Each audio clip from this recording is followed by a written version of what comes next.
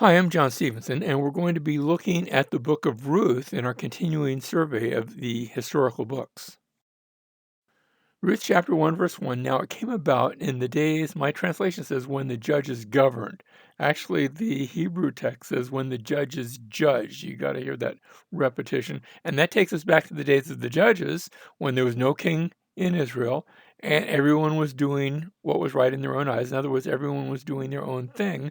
And more often than not, those were not good things. Well, in those days, there was a famine in the land. A famine is when things don't grow, when there's a little bit of a climate shift, at least temporarily. And in Israel, what that means is that the rains either it rains too much, but that's not usually the case. Usually it rains too little. And in Israel, the rainy season is in the winter. So it starts raining maybe a little bit in October, more in November, more in December. January is the height of the rainy season, and then it begins dying out after that, so that by the time you get to May, there's no more rain, and summer will come and it will be dry. But hopefully it rained enough where the crops can grow. Well, here something had gone wrong, and there was famine in the land.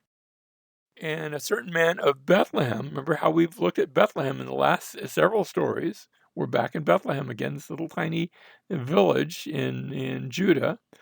This man of Bethlehem in Judah went to sojourn in the land of Moab. Well, Moab, notice he's got to cross over the Jordan River, and then he's got to go down and either cross or probably go around the Arnon River just to get to Moab, and with his wife and his two sons. So they're going to relocate to this foreign land, a foreign land where they worship, like pagan gods, and don't have the same promises that Israel had. So he's abandoning the heritage and going to this foreign place to live. And while they were in Moab, this man, Elimelech is his name, and he's married to a woman, Naomi. They have two sons, Mahlon and Kilion, and they're going to take wives. We're not even told which wife married which son, but they take Moabite wives, Orpah and Ruth, and of course Ruth gives the title to this book. Well, next we have three funerals, because what happens is tragedy hits, and you have the death of Elimelech, this is the father, and the death of Naomi's two sons, and that leaves her with two daughters-in-law in a land and a culture and a time where women did not have a lot in the way of rights, and a foreign woman had next to nothing.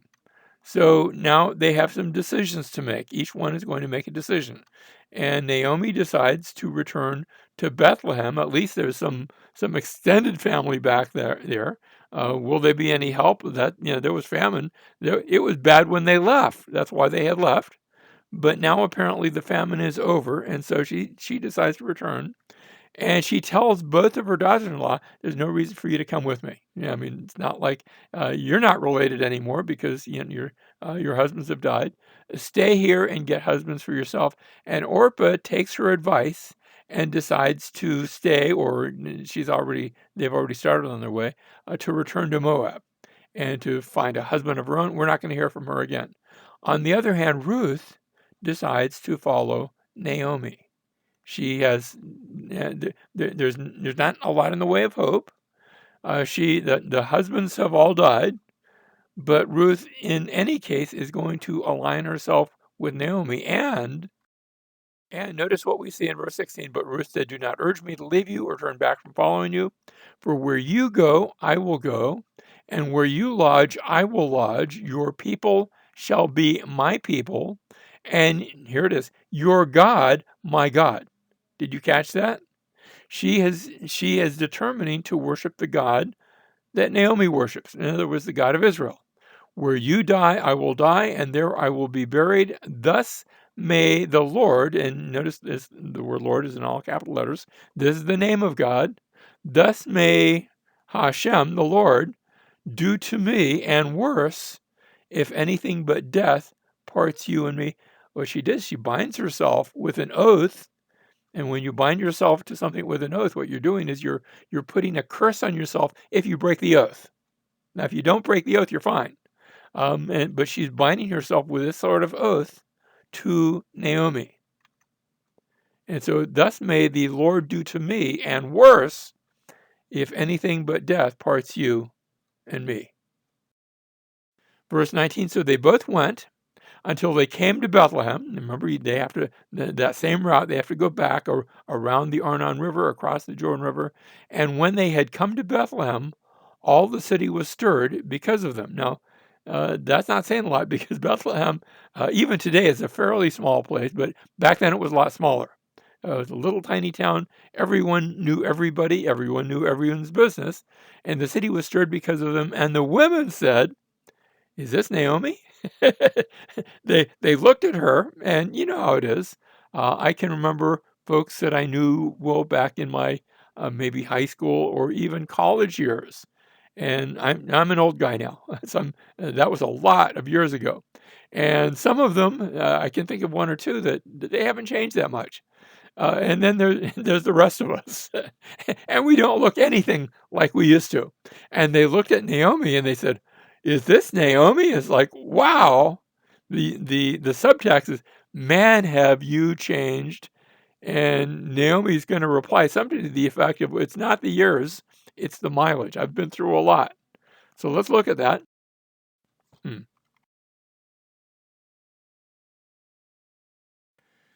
So Naomi returned, and with her Ruth the Moabitess, just in case you forgot. I think the idea is maybe the people in Bethlehem weren't letting her forget.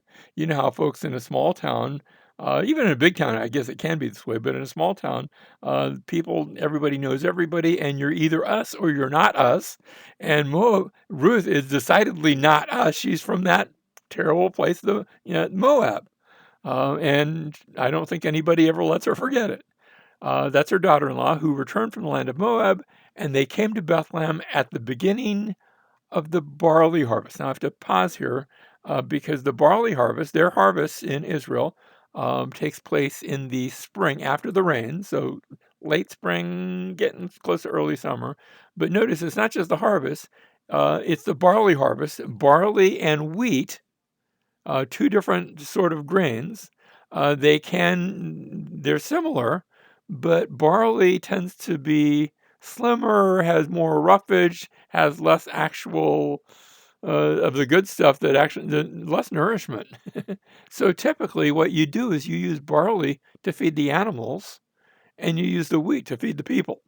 So the barley is the poor man's food, we would say the dog food, the animal food, and then maybe a week or two later would be time for the wheat harvest. So it's the time of harvest, but don't think fall. Think late spring, getting close to early summer. And so it's that time of the year, just the beginning of the barley harvest. Wheat's still a bit, a few weeks away.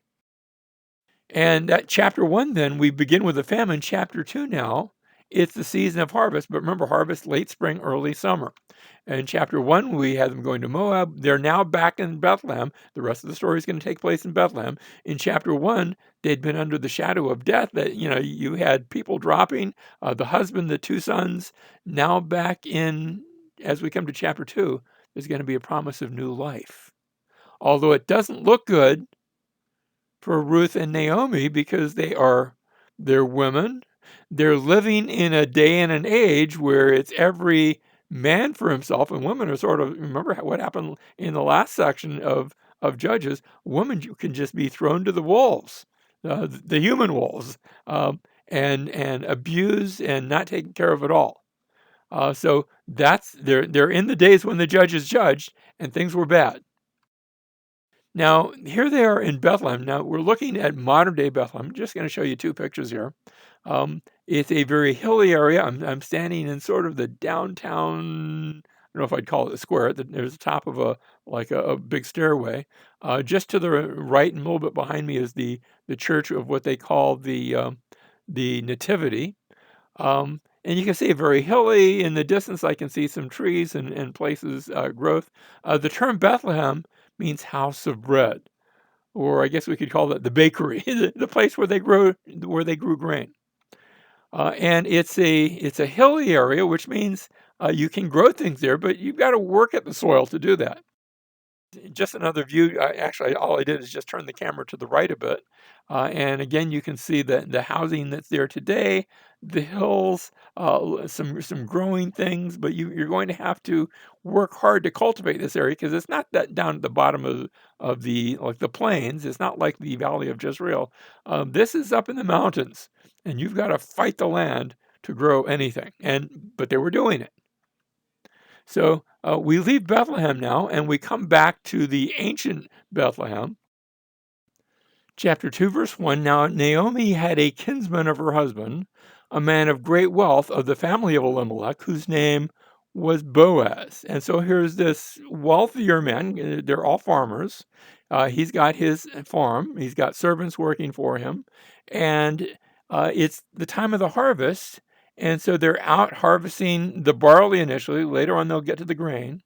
And as they're doing this, the poor people of the land, the poorest of the poor, the people that had no farm of their own, like Ruth, goes out, and what they are allowed to do as the people cut the grain and gather it into bundles, if they drop anything, they drop a few grains here and a few there, then the poor people are allowed to come and follow behind them and pick up anything that's left.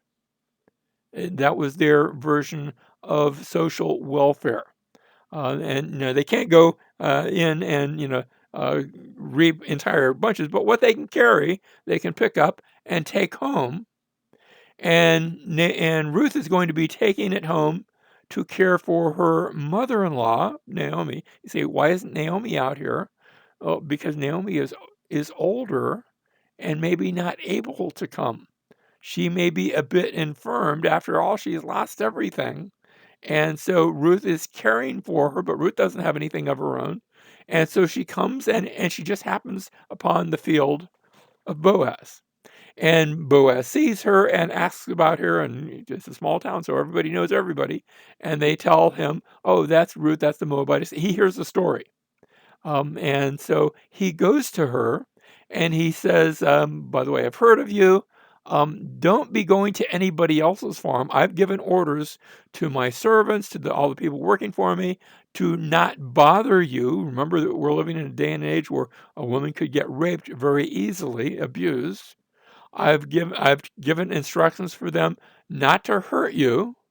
You'll be protected as long as you stick close to my servants. And when you want to drink water, go, and we've got the water pots, and you can help yourself. And so there a little bit of care is being given for her. Read in verse 11, Boaz replied to her, all that you have done for your mother-in-law after the death of your husband has been fully reported to me, and how you left your father and your mother and the land of your birth and came to a people that you did not previously know. And when Boaz says this, there's an interesting echo from some words way back in Genesis. Back in Genesis chapter 12, God had said, the Lord said to Abram, go forth from your country, from your relatives, from your father's house to the land that I will show you. Here in verse 11, all that you have done has been reported to me, how you left, notice the same thing, your father and your mother, the land of your birth, to a people you did not previously know. So he's almost echoing the words of Abram and applying them to Ruth. Her experience has been similar to that of Abram, their forefather. So he continues, may the Lord reward your work and your wages be full. And she's not working for she didn't have a job, but may your wages be full from the Lord, the God of Israel. And notice this line because it's going to be thematic, under whose wings you have come to seek refuge. Now, it's not like God has literal wings. This is a figure of speech. And it's a figure of speech that we're going to see repeated here and elsewhere in the scriptures. But the idea is picturing God like a bird or a mother hen who has her wings over her chicks.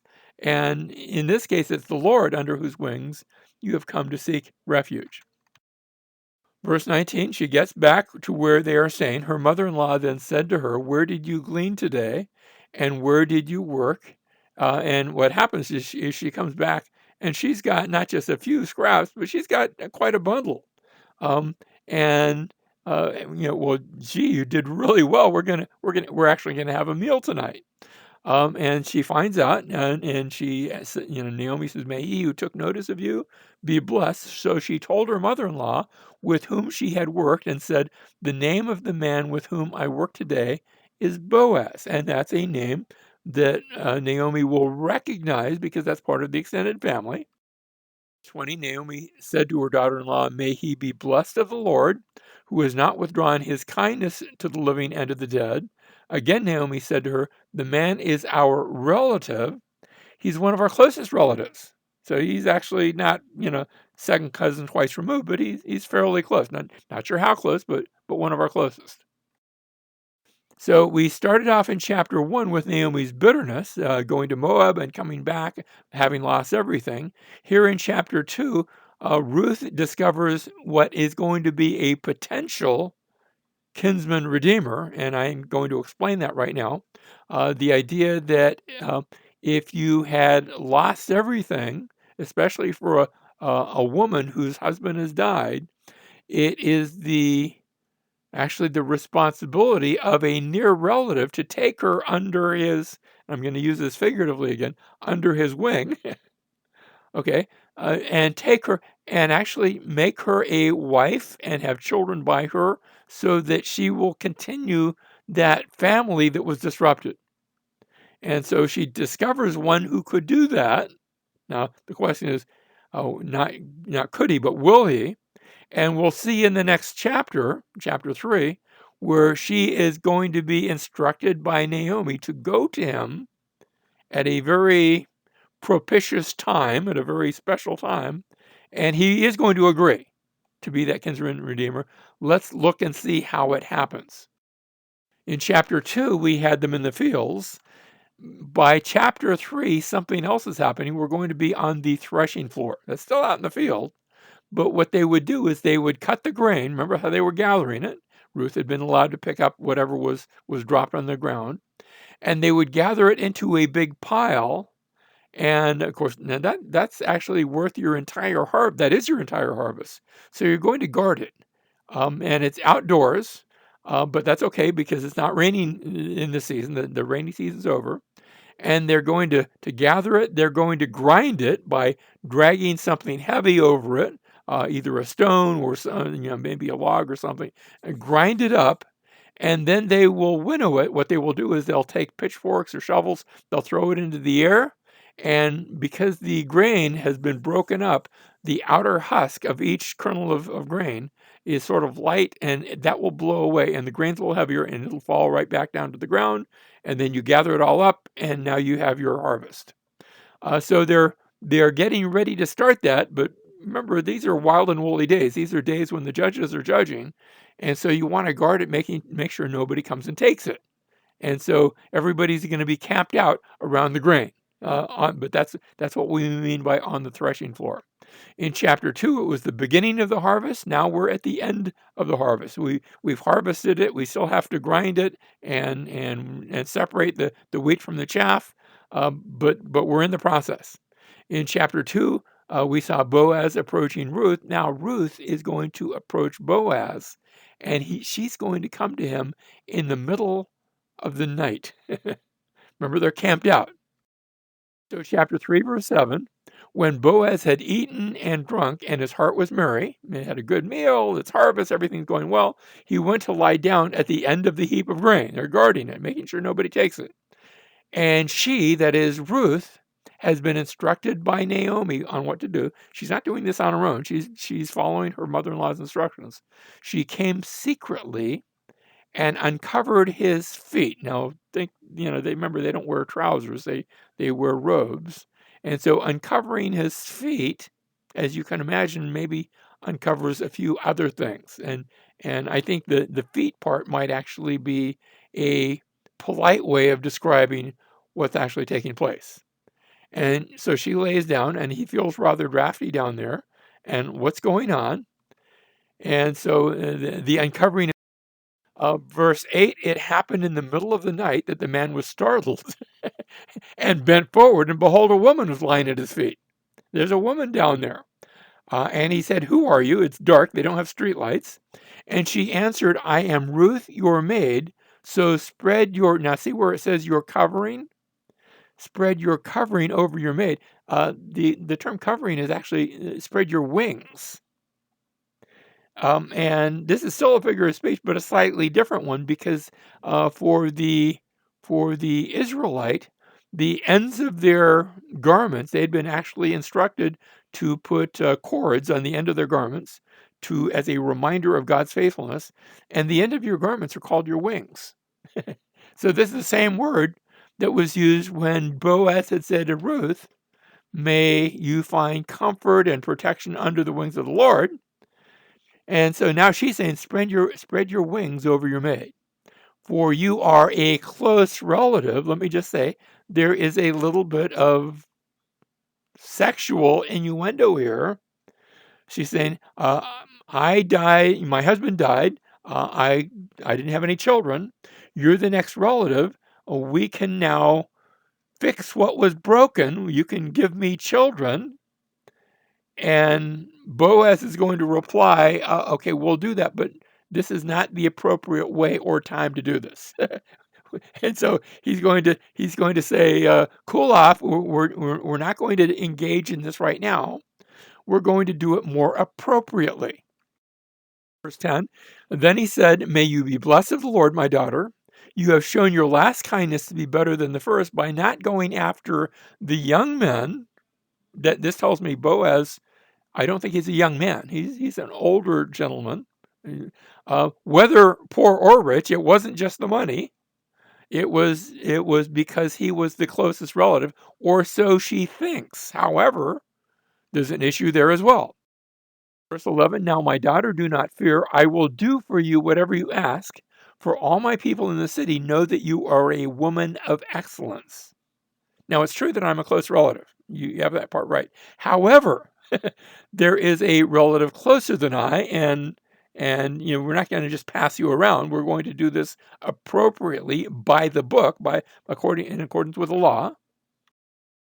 Verse 13, remain this night, and when morning comes, don't just go out in the middle of the night, because bad things can happen out there.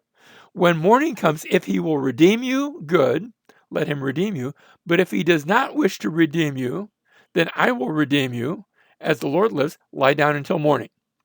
Notice the repeated refrain about redeeming. If he redeems you, good. If he let him redeem you, let him, in a sense, purchase with marriage. That's the way it's going to be done. But if he doesn't redeem you, then I'm going to do it. So I'm second in line.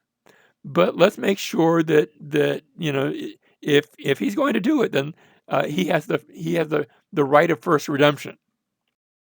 So that was chapter 3, where he agrees to be that kinsman redeemer, only there's someone closer.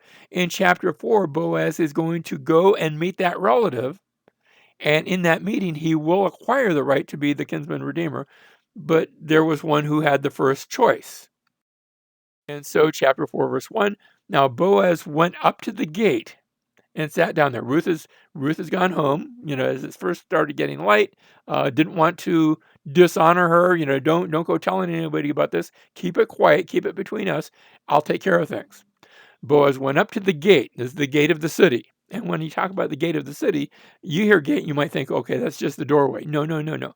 The gate of the city would be a very elaborate thing where there would be an entryway, but then that would put you into a enclosure, but you're not in the city yet. So there's an outer gate, the inner enclosure, and then the inner gate that actually takes you into the city. And in this enclosure, it can actually be a rather wide area. Let's look at a picture here. Here we're in the gates of the city of Dan. Now, the wall used to be a lot higher. It's been broken down. But that whole area where you see the people standing, notice there's a gate in the foreground, and then they're standing actually in part of the gate, but actually it goes back, I'd say a couple of 100 feet before you're out of the gate and into the actual city. Here's another, now this is a different gate. This is actually a medieval period, but you see the same sort of thing. In this case, it's roofed over. The gates in Ruth's time probably were not. And it was a hot day, and we'd all gathered we were standing in the gate with one entryway behind the one who took the picture. I think I took this one. And then notice how it weaves around, and you can see what looks like a entryway into the another portion of the gate to the right. But we're standing in the gate, and there are places to sit. You notice how people are seated around the edge, because when it's not being used for protection, this was the place where people would meet and conduct the business of the city. If there was a leader or a king of the city, he would be in the gate. He doesn't have a palace. He has the gate. That's where he comes to. So here they are. They're in the gate, and that is Boaz, took 10 men of the elders of the city and said, "Sit down here." So they sat down. These are going to be witnesses to the business at hand. Verse 3, then he said to the closest relative, who also had shown up, and he's going to bring him up to speed, Naomi, who has come back from the land of Moab, has to sell the piece of land which belonged to our brother Elimelech. She can't afford to keep it. She's sort of helpless. Verse 4, so I thought to inform you, saying, buy it before those who are sitting here and before the elders of my people. If you will redeem it, redeem it. But if not, tell me that I may know, for there is no one but you to redeem it, and I am after you. And this relative, he's not even named, but he says, oh, sure, land, I like land. I'll redeem it. And so notice again the redemption theme. If you want to redeem it, redeem it. If no one is going to, if there's no one but you to redeem it, I'm next in line. And he says, sure, I'll be glad. I like having land. Now, notice what he hasn't said. He hasn't said anything about Ruth. So verse 5, then Boaz said, on the day you buy the field from the hand of Naomi, you must also acquire Ruth the Moabitess. She comes with the land, the widow of the deceased, in order to raise up the name of the deceased on his inheritance. That way the land always belongs to the same family. I mean, we're changing family sort of, but there's going to be a family connection there. And now, as soon as you mention Ruth the Moabitess, and notice he just doesn't call her Ruth, doesn't just call her Ruth the daughter-in-law, but Ruth the Moabitess, that has some connotations there. Verse 6, the closest relative, still unnamed, said, I cannot redeem it for myself because I would jeopardize my own inheritance. Now, I'm not sure why that would happen, but apparently there was a problem, maybe sort of a racial issue if I go and, whatever it is. And so he says, redeem it for yourself. You may have my right of redemption, for I cannot redeem it. And again, notice the redeeming part that's mentioned over and over again. Verse 7, now this was the custom in former times in Israel concerning the redemption and exchange of land to confirm any matter.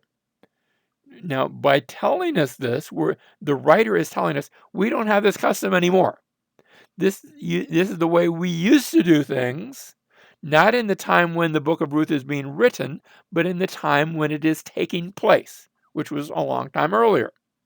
And so here it is. A man removed his sandal and gave it to another. And this was the manner of attestation in Israel. You would remove your sandal and give it as the sign that you were taking the part that the sandal could walk on. Okay, so it was sort of a connection there. It would act as, we would say, a title deed, but they didn't have that. They didn't have that much writing taking place. And so the sandal would serve. Now we get down to verse 11. All the people who were in the court and the elders said, we are witnesses. May the Lord make the woman who is coming into your home like Rachel and Leah. They're pronouncing a blessing upon this union.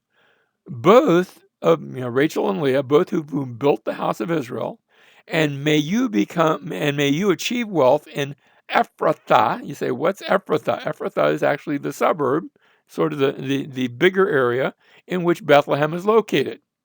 So Bethlehem's a little tiny town. Ephrathah is the larger area around the town, which includes that. And may you become famous in Bethlehem. Let me just say, the blessing, it worked. Verse 12, moreover, may your house be like the house of Perez, whom Tamar bore to Judah. Now that's sort of interesting because Tamar, remember, had been a Canaanite. She had not been non-Jewish, and Ruth is not Jewish. Ruth is from Moab. And so they liken it. They say there's a precedent here. Judah, remember, had relations with Tamar, did not marry her because it had been actually his son's wife and then another son's wife because of that levirate marriage. But eventually Perez came from that offspring. And here we are. This is some of the family history, because Bethlehem is from that same tribe of Judah, from that same descendants of Perez. May your house be like the house of Perez, whom Tamar bore to Judah, through the offspring which the Lord will give you by this young woman. So we had Boaz agreeing to be the kinsman redeemer, him acquiring the right to be the kinsman redeemer, and then the chapter ends with Naomi's blessing. No, it started with Naomi's bitterness. Now Naomi is going to be blessed. We started and ended with Naomi. Sure enough, verse 13, so Boaz took Ruth, and she became his wife, and he went into her, and the Lord enabled her to conceive. We always give credit to the Lord for this. Babies are a gift from the Lord, and she gave birth to a son. So chapter 1, we saw the woman who were seeing Naomi's bitterness. Now, again, we're going to see not just Naomi, but the women too. And they're going to see Naomi's blessedness. They had said back in chapter 1, is this Naomi? And the subtext was, oh my goodness, she does look good. And now in chapter 4, is this Naomi? Look at her, how much God has blessed her. So we see in verse 14, then the woman said to Naomi, blessed is the Lord. Notice they're honoring God in this. Blessed is the Lord who has not left you without a redeemer today, and may his name, that is the name of this child that is born to Ruth and Boaz, may his name become famous in Israel. And so notice it's all about the redemption, redeeming the land, redeeming Ruth, but also redeeming Naomi. Do you catch this? It's her story too. So verse 17, the neighbor woman gave him a name, saying, a son has been born to Naomi. So they named him Obed. Now, the term Obed from avad is to serve. So the serving one, is he the servant, or is it the fact that God has served them by giving them the son? It's not really explained. But he is the father of Jesse, who himself is the father of David. So we actually end with a short little genealogy. And the reason we go all the way down to David is because by the time this has been written, David has already become king. And this is the story of David's ancestry back to a time where there was no king in Israel and everyone did what was right in their own eyes. But now we have come to the place where there is a king in Israel. And so Naomi's story is, in a sense, very similar to Israel's story. She'd been taken from the land to Moab, where her husband and sons died. Israel would eventually be taken from the land in first the Assyrian captivity, 721 BC, later on the Babylonian captivity in 586 BC. They would both be taken from the land. Naomi would return to the land in poverty. In the case of Israel, they would return not the northern kingdom as their tribal inheritance, but the southern kingdom would return to the land.